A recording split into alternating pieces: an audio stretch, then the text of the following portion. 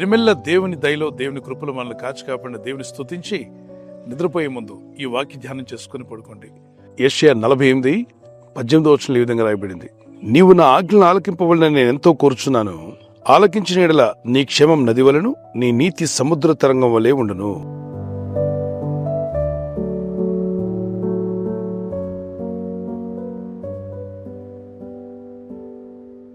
నది ప్రశాంతంగా ప్రవహిస్తుంది. మీరు చూస్తున్నారు నదిని.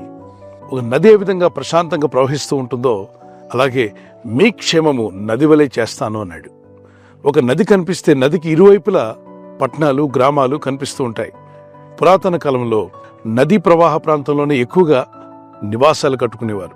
గ్రామాలు కావచ్చు, పట్టణాలు కావచ్చు, నిర్మించుకున్నవన్నీ కూడా నదీ ప్రవాహ ప్రాంతంలోనే కడుతూ ఉంటారు. ఒక నది ప్రవహిస్తుందంటే నదికి ఇరువైపులా పంట పొలాలు, అద్భుతంగా సస్యశ్యామలం కనిపిస్తుంది. మరి మీ క్షేమము నది వలె ఉంటుంది. మన బ్రతుకులు క్షేమంగా ఉండాలని దేవుడు కోరుచున్నాడు.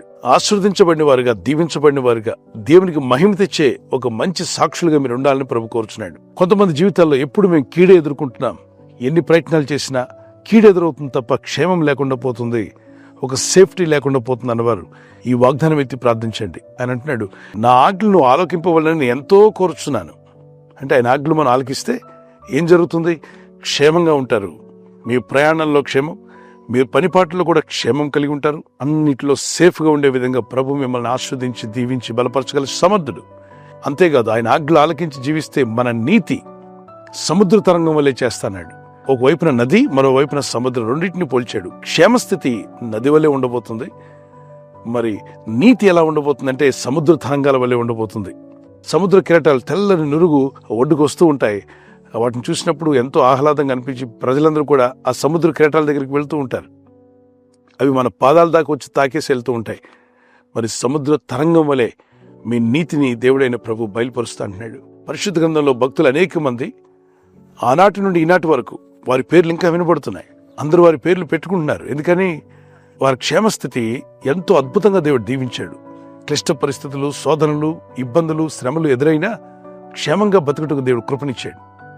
మీ జీవితాల్లో కూడా ఎదురవుతున్న ప్రతి శోధన, ప్రతి శ్రమ, ప్రతి కష్టాన్ని ఎదుర్కొని క్షేమస్థితిని మీరు పొందుదురుగాక. మరి ఈ వాగ్దానం ఎత్తి ప్రార్థిస్తారు కదా, ప్రార్థన చేసుకుందాం. పరిశుద్ధమైన మా ప్రియ తండ్రి, నీ ఆజ్ఞలు ఆలకించవాలని నువ్వు ఎంతో కోరుచున్నావు. ఆలకించినట్లయితే మా క్షేమం నది వలె ఉండబోతుందని, మా నీతి సముద్ర తరంగం వలె చేయబోతున్నామని సెలవిచ్చిన మా ప్రభువా, మీ రెక్కల చోటున మమ్మల్ని కాచి కాపాడారు. ఇక ముందు కూడా మమ్మల్ని కాపాడబోతున్నారు. ఈ రాత్రి నెమ్మదితో పండుకొని సురక్షితంగా కాపాడబడినట్లుగా నీ అగ్ని కంచి వేసి మమ్మల్ని కాపాడండి.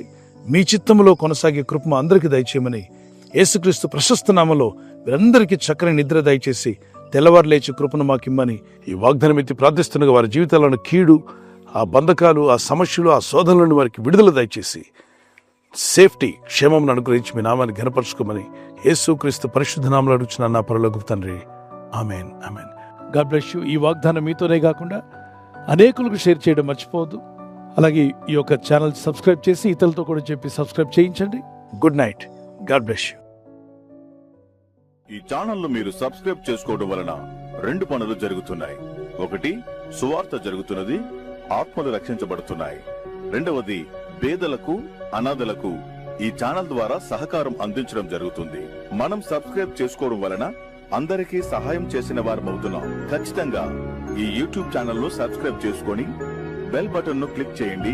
మీకు వెంటనే మెసేజెస్ పంపబడతాయి.